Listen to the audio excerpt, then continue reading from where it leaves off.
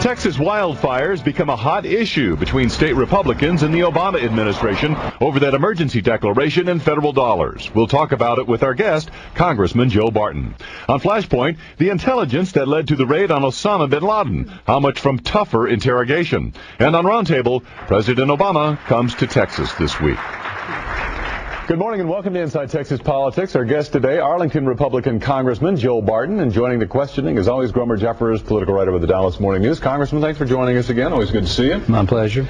Let's talk about those wildfires first. Governor Perry and the Texas Republicans in Congress say that the recent wildfires should qualify as an emergency in that federal aid, but the Obama administration through FEMA ruled the fires didn't cross the threshold. So, do you think these fires should be declared an emergency at a time that some say that federal spending should be cut, and Texas also, as a state, is sitting on that rainy day fund that amounts to billions of dollars, and the governor is saying so far it should be reserved for disasters, and this is a disaster. Well, 2.2 million acres burned and 400 homes destroyed and several firefighters killed, I think in anybody's book is a disaster, and I think Texas does qualify. I think President Obama and his administration agencies are messing with Texas, and I think Governor Perry's right. Doesn't that run counter, though, to a lot of Republicans in Congress who say, let's watch the spending?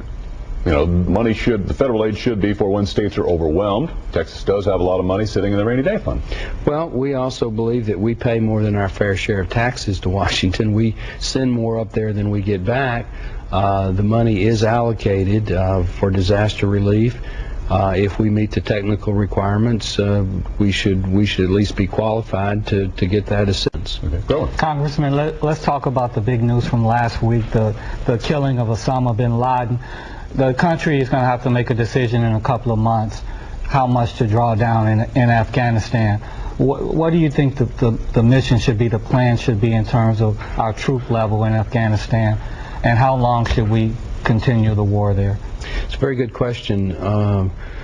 I think it's a real accomplishment, not just tactically but strategically, to kill Osama bin Laden. I think it does put on the table how much longer to keep the all-out commitment in Afghanistan. I think that's a fair question. I don't think you can walk away from Afghanistan because Al-Qaeda and the Taliban are still active and still very aggressive. But it is something that in a democracy we ought to have that debate. Did the White House make the right decision in not releasing the photos of bin Laden? Well, I don't know all the ins and outs of it. I would say to release it. I think the public is sophisticated and adult enough to be able to handle the goriness of it, so to speak. And I think they will eventually be released. I don't know how in an open society you can keep that hidden over time. Have you seen any pictures? I have not. Do you think the president deserves the full credit for pursuing Osama bin Laden, that policy, and also the successful raid? I sure do. I mean, he made the decision. I mean, obviously we had lots of people that had to make it successful. The admiral, who's a University of Texas graduate, and I'm an Aggie, so I'm complimenting a Longhorn. But no, the president. Right yeah, that's right there. Yeah. Well, my wife is a Longhorn, so you know, I compliment Longhorns a lot. But you know, the president didn't have to make that decision, and there were other options besides sending in the SEAL team. So. No, when he does the right thing, I think we should pat him on the back and support him. When he does the wrong thing or something we don't agree with, obviously we let him know, so why not tell him when we appreciate what he's done? What does this all say about how we fight the war on terror? Because it seems like intelligence and sort of policing has been effective in getting Osama bin Laden, but yet, you know, we do have these all-out wars in Iraq and Afghanistan. Should we focus more on intelligence, you think?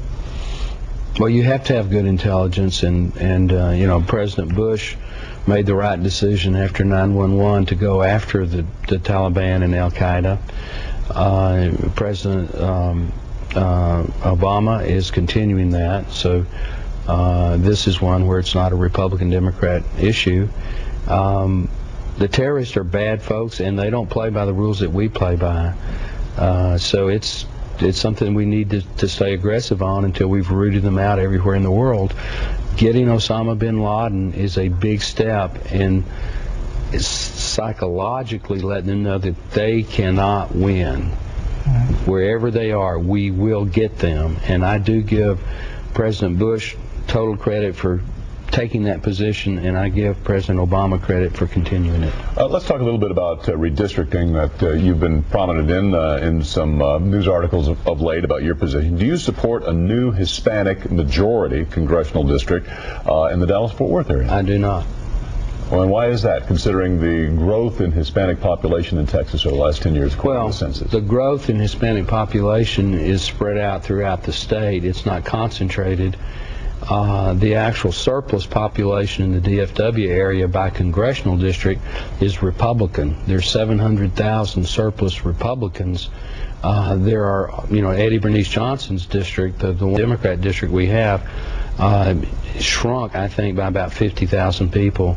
So, when you have growing population in the Republican suburbs, I think you should create a new Republican district, not a Democrat district. Texas is getting 4 new ones. How many, if any, should be minority majority? Minority majority. Or tilt Hispanic? Well, some have said 2 of the 4. Where the growth is concentrated under the Voting Rights Act, you have to have a minority majority district. You have to have a concentration that's over 60% approximately, and a history of discrimination, and they vote as a block.